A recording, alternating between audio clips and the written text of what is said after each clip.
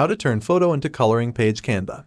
First, open up your web browser and go to the Canva website. Open an empty design canvas.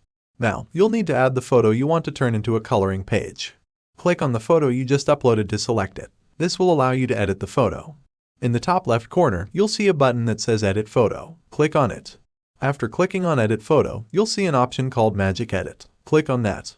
When you click on Magic Edit, you'll see a few options. Choose Select Whole Image. Click on Describe your edit. Canva will ask you to describe what you want to do with the photo. Type in something like change the color to black and white to make an image for a coloring book. Once you've described your edit, click on the Generate button. This will apply the changes to your photo. After the changes have been applied, click on the Done button to save your work.